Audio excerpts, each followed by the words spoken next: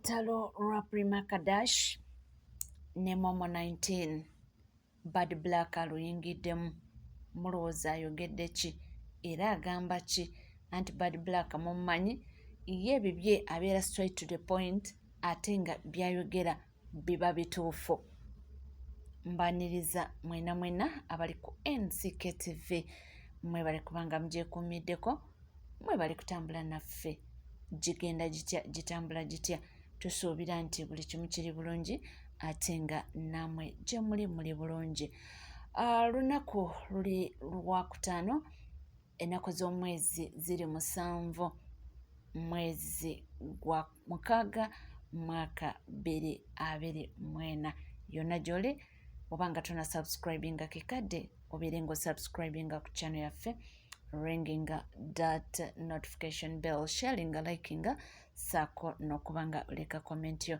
Ebisigadde byonna buterevu weetuli nnyo, amawulire tujja kubanga tugakuwa era tujja kubanga tugakutuusaako. Lwabadde lunaku lwa yesterday oba lunaku lwajjuuzi, mukyala Prima Kadash, ago ge mannya getumanyi agalya ssente, anabagamba nti she's a socialite, ate nga basinga obungi mumanyi nga Mama Lusania, naye nga amannya gamatuufu ye Ndagire Prima. Yavudde awo n'abanga akola post. Epost eno yabadde attackinga ba TV presenters, naye okusinziira ku bigambo byayogedde abantu bagambye nti talina mulala gwaliko, ali ku mwana muwala Momo 19. Momo 19 amanya gamatuufu ye Maureen Nalowooza era nga mukyala wa Dax Cartel. Gyevuddeko wano eno, gy'oli abalamu wano yazadde bebi we era nga akyalina kawere. Abantu ne bagamba nti oyo gwaliko, era lwakuba nti abadde yakazaala, ate ndowooza nga abamanyi ebyokuzaala nti omuntu mbu aba alya nnyo, anywa nnyo. Gundi ya Prima yabadde nti mbono tahiitinga gym, yenna mbwagezegeze tasanira kubeera ku TV, mbalabika bubi, mbu kifeesi yabadde alinga yettaddeko peyinti. Yayogedde ebintu biwererako ddala, mbu makeup yabadde nga ataddeko peyinti, mbu kiwiigi kyabadde kikadde tekirabika bulungi. Negambye posi yabadde awo ng'erimu ebintu, era abantu ne bagamba nti oyo talina muntu mulala gwaliko, era tumanyi nti gwalemeddeko ali ku Momo 19 kubanga oli munne gwakola naye ka small size, tekayina, yabadde kali tekambala wig, yasalako enviiri ze. Oli munne wa Momo 19, so ne bamanya nti ali ku Momo 19. Ate nno yakatandika kudda ku TV. Yakola ku TV ebbanga ddene naye nga womanyi nasooka n'abivaamu, yakatandika ate okudda akole ku TV. Bigambo byayogedde tibyasanyusiza bantu era byabadde tibiwoomya matama. Abantu ne bajjayo bwino yenna gwe bamumanyiko omukadde,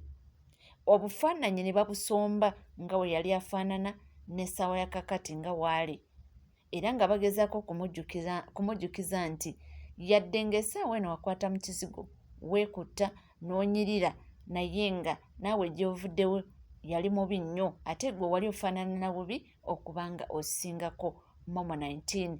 mu mbeera mwali. Momo 19 yabadde takoze makeup okusinzirira,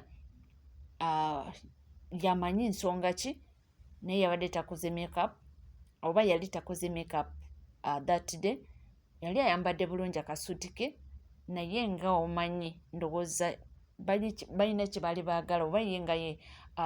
gundi Kardashian,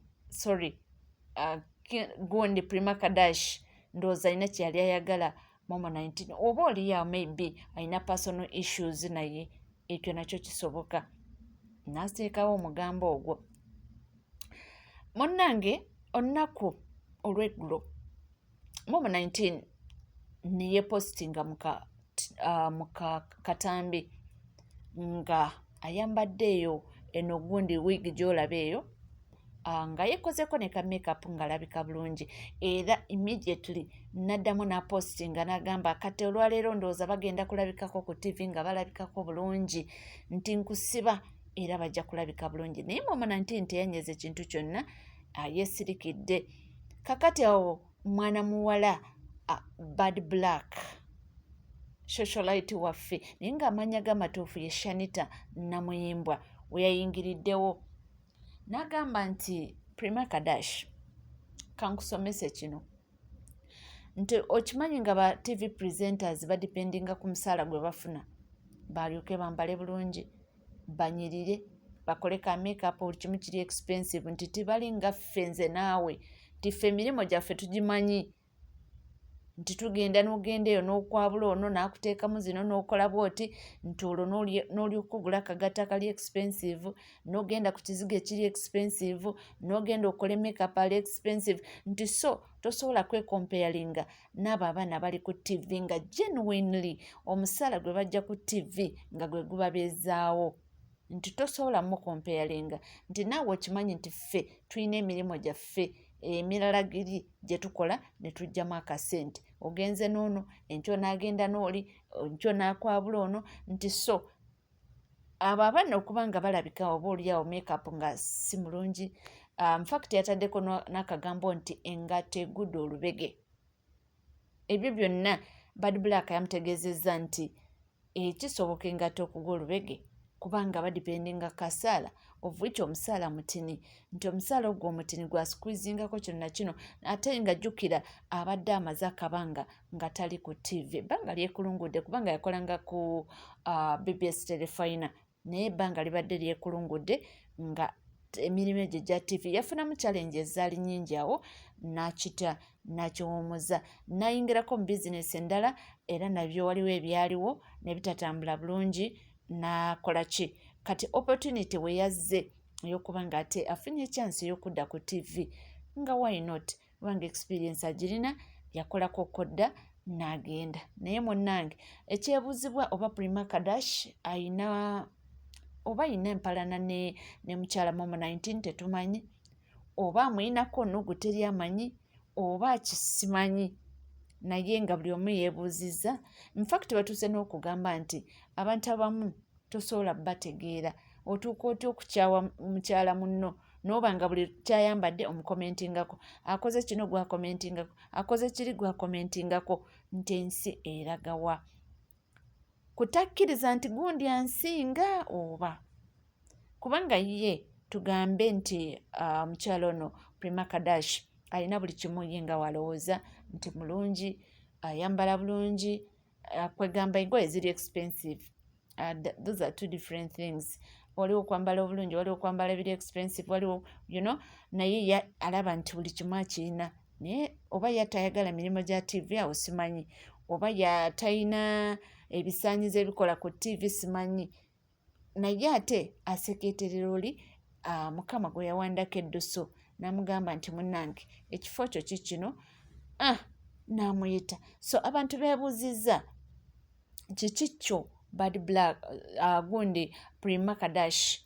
kyawalanira Mama19 naye yavuddeyo ate Prima n'agamba nti nze munsobedde nze nkoze bukozi posti sitaaginze muntu yenna nti mmwe abakola ki ababireetamu naye nga of course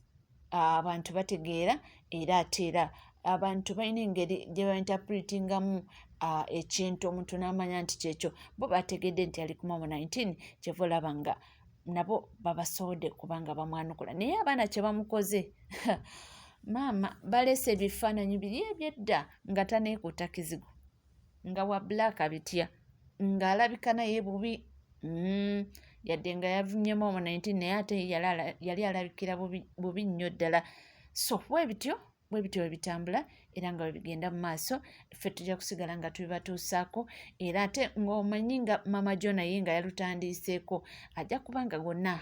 amusomesa oba amweducatinga ategeere ekigenda mu maaso oli ku NCK TV gwaliyo nga tona subscribinga kekadde obeere ng'osubscribinga ringing that notification bell sharing liking saako n'okuba nga oleka comment yo ebisigadde buterevu tukomawo nago temuvaawo.